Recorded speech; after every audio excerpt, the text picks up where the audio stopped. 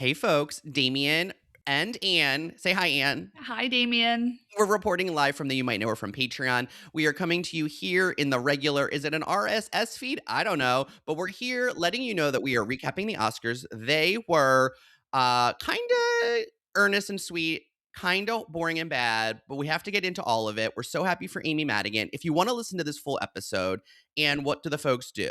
You just go right on over to patreon.com/ you might know her from. And if you join, you will be able to listen to the full thing along with lots of other recaps, lots of other fun shit that we do over there where we put stuff behind the paywall that's a little juicier, to be honest, sometimes. So we're gonna finish this episode over there. You can find us there. See you there, sweet things. Folks, the Oscars, they came, they went. We are left feeling feelings. It's all a big lead up. We are feverishly into the Oscars in the weeks leading up to it. And then they came last night and we said, okay. It's like I get so excited every year. Okay, here's the cycle that I go through. I'm like, oh, the Oscars are so silly, and I don't really care that much, and it's such a popularity contest. And then it's like, as soon as their buzz starts, I go, okay, I got to see the things. But this year we made the decision, you and I, to just see all of the Best Actress and Best Supporting Actress nominees, and that felt like it narrowed the field for me because do I really care about Best Actor? I don't that much. But let's be honest, I saw I did this year, it I was a think. it was a good year. It was a good year actually, I think, for Best Actor, and I was happy for Michael B. Jordan, and I loved Sinners. I felt like it was like the best cinematic experience at the theater. There were a lot of really I good, liked it. I liked it. I felt like it was built up a little bit for me sure. because I think by the time I saw it, it already had like come to the theater, became a huge hit, was like on streaming, was re-released. I had heard from people who had seen it multiple times. You had told me how great it was. Other mutual friends of ours who I have a usually pretty good Venn diagram with also loved it. So when I saw it, I finally saw it. I saw it at home. I thought it was good. I thought it was really fun. I loved like the thematic part of it.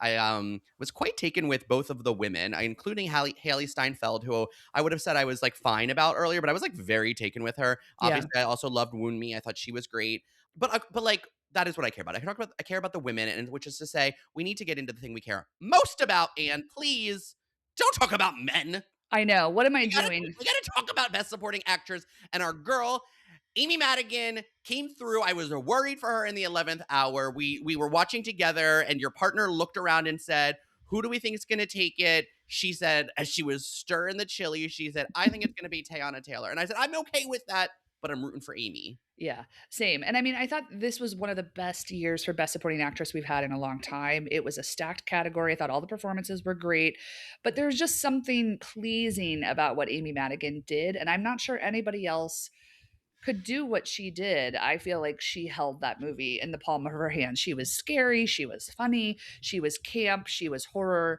she was thriller. Like she was genuinely terrifying, wearing scare makeup. And somehow I also felt bad for Aunt Gladys. Like I was all in on her performance. I think it's one for the ages, and I think it's one of those things that will be around. Like people will be dressing up as Aunt Gladys 50 years from now, and that is the sign of an incredible performance. I just want to say that I think that if Glenn Close had played Aunt Gladys, everyone would have said the performance was camp and bad. You're correct. Thank you.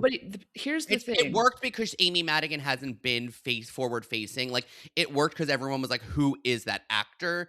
And I somehow avoided like any spoilers about it literally until the day before or the morning of Ariel Carlin, former guest of the Patreon, a friend of the podcast, posted about fucking Amy Madigan on her Instagram stories. And I was like, this movie has been out for like 2 months. How did I avoid this? And I remember you being like, don't look anything up about it. You're going to die. And I was like, well, I've seen there's like a meme about a lady with a red wig. And I was like, but I don't know anything. And you were like, don't look anything up. And then fucking Ariel Carlin, I'm calling you out, Ariel. I'm just kidding, but I mean I am. Posted about Amy Madigan, and I because maybe she was on Grey's. It was something connected to Grey's Anatomy, as you I know. love Ariel, her. I love Ariel. But I was like, oh, it's Amy Madigan, and so then somehow like it worked because Amy Madigan, who while I think she has been working all of these years as a character actor like we love and a utility player like we love, has not had like showy meaty performances. But if it was Meryl Streep, also would have been, like, nominated for an Oscar and probably, like, been in lead actor. If it Yeah. was Glenn Close, everyone would have been like, "She's so embarrassing, and she just wants an award so bad," and, like, "Look how disgusting she looks with, like, the red wig off in that one scene where she's, like, bald." Spoiler alert. But somehow about e like, this is when and maybe it's a segue to talk about how casting finally got an Oscar, but, like, that is part of what worked was that having this woman who is a character actress, but also, like, a prior Oscar nominee, married to somebody like I don't know are they movie stars? Like Ed Harris to me is a movie star and therefore she is as well. But I don't know if like to people who aren't ill and have like actress sexuality disease are like do they think Ed Harris and Amy Madigan are like a power couple? I'm like, yes, I sit on feel like your hands for Ilya Kazan, babes. they are 2 of my faves. They're lovely. I think that Ed was closest to a movie star, like, maybe in the '90s with, Like like, Apollo Apollo 13. 13. Yeah, And totally, while, and like, he was, like, in the conversation for, like, a prestige film right after he was in a big movie. right. So I think yes, I think her no. And I've always known who Amy Madigan was, but I have to say for somebody that really knows actresses, I was really shocked that I didn't know it was her until the credits rolled, and that is to my discredit. I just want to own that here Yeah, on yeah, yeah, it was Patreon. your fault. Yeah, it was embarrassing for me, but just such like one of those thrills where you go to the movie theater and you're like, "Oh my god, I am screaming at the screen right now." I'm so happy for her. Also, just like her fashion the entire Oscar season, the award season has been so spectacular. She looks so good in a suit. I love the sort of like shiny, feathery effect of whatever was happening on her jacket last night. I love Ed Harris. I love their love. She seems like a down home kind of girl in the best possible way, but is a serious actor. Again, I think it's like the thing that we love about a character actress who, like, obviously she's going to come in and knock it out of the park. That's no question. But also, she kind of seems like a regular woman in a way that I love. And I think she takes the work seriously and she doesn't take herself that seriously. And I found that combination to be utterly charming. And I'm so happy for her. And I thought her speech was really sweet. And I just think, like, I'm hopeful that this means she gets to do like more interesting work. Maybe some lead roles will come her way that maybe wouldn't have been put on her table in recent years because of this performance and because of her high profileness. And to be honest, like, being in a power couple does add to your star power, whether we want to admit it or not. It just like doubles your stardom. So I feel like the fact that she and Ed are together is a plus. But I'm hoping that she gets to do a lead. That's what I'm hopeful for. I hope she comes back to New York and does a play, and then I'm hopeful she gets a movie. Yeah, I didn't realize she was such a prolific stage actor, which I think is very cool, and she's 75, so I also hope that she gets more work and more lead roles, and I hope that she is, like, in the conversation along with Sarandon and Streep and Close and is getting the same type of roles that they are, like, in conversations for. Is she in Frida? Am I misremembering? I know she's in Pollock. She shows up in as Peggy Is she in Guggenheim. Frida? I don't know. I mean, that would Maybe make sense. maybe I made that up, but something in my brain thought she had like a cameo in Frida, but it's probably one of those things that I have thought for like 20 years and have told people and is not true. But I want to say, and I want to make this a project. Maybe it's as good a good project for us and the Patreon. I think my hope is that we will one day get Amy Madigan. I think now is going to be a tough time. It's like how we've been wanting. Liza Koyon-Zayas for the like several years, but I feel like her star has been on the rise, and I'm always happy. Also, sorry, there's construction happening in my building. And listen, guys, I live in a pre-war building. I got a good deal, but there's always something going on. So sorry if it's a distraction.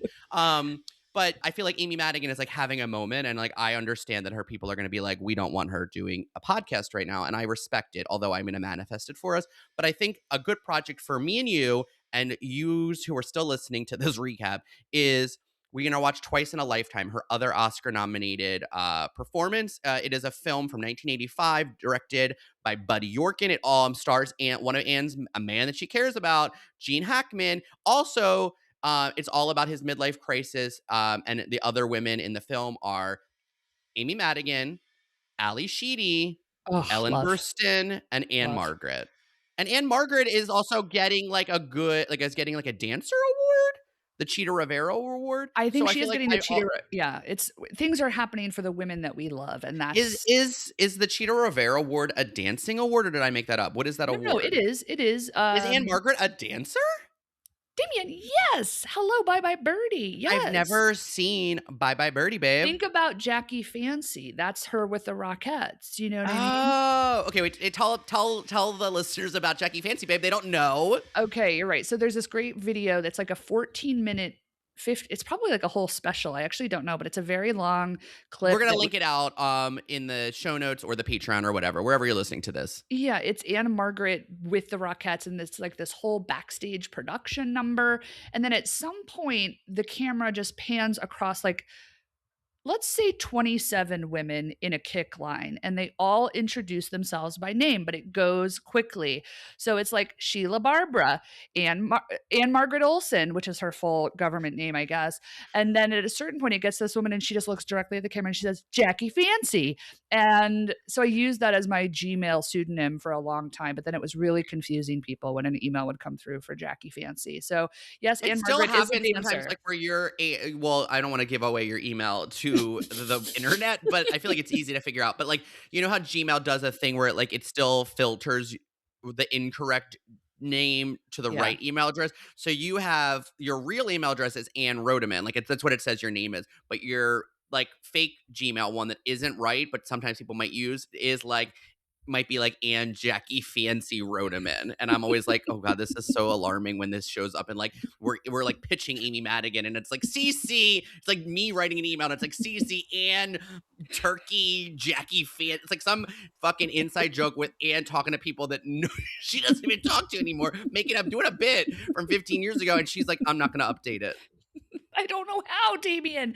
I don't know how. If somebody who's tech savvy wants to help this poor woman out, I'm ready to take the charity. It's I'm like not above it. I've had the same Google G remember when what was it, like, Google Plus was, like, a thing, and people were like, "Update your Google, like, photo," and it was, like, a social media platform for, like, a year, and I Yeah. updated my photo, and I never changed it, and then I've been at a job I mean, my survival job I've been at for, like, 3 years, but my colleague was like, "You need to change that picture, it's you in, like, a blue Marge Simpson wig." "Well, how old is that photo?" And I was like, "I don't know, it's from, like, 2011." And he was like, "Change it." And I was like, "No, it's like and then I started to then someone brought it up in a meeting, like a vendor was like, "Damien, every time," because we usually use Teams in-house, but this was like with a vendor, so it was they sent a G External. invite.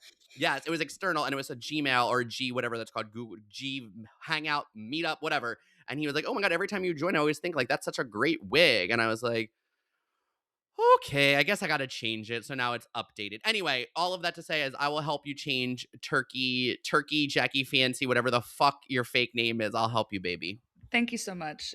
We each have different tech strengths, and folks, we look. We're getting back on track with the Oscars. There was a lot. It did start. It did start at 7 p.m. The event started at 7 p.m. Yeah, wait. Eastern, which is crazy, and it still didn't end until like 10:40.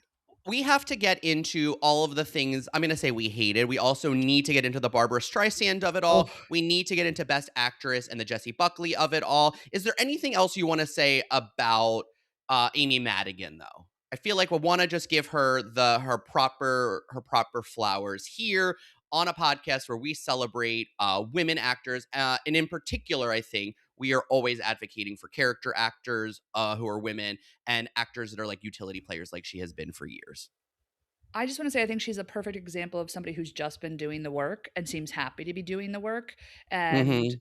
it I'm gets rewarded at pointing. some point, and, we all know that the Oscars are silly and ornamental, but hopefully it means something in terms of the kind of work she'll get access to in this chapter of her career, but I really just, put your head down and do the work, and I think that she speaks to that. I don't think she cares about the rest of it, and I think she's a real person, and I love her work, and I can't wait to go watch her other Oscar-nominated film, which I'm embarrassed to say I haven't seen. So that's our homework for the week. We're gonna watch Twice in a Lifetime for the Patreon. We'll book club it over there. You guys will find us. Um, Folks, if you want to hear what we think about Barbara Streisand coming out with crimped hair like she's Penny Marshall with with a tinted glasses and pulling out a microphone to sing a lick of the way we were, you're gonna jump over to the Patreon now, and we will see you there so we can get into all of the Barbara of it all.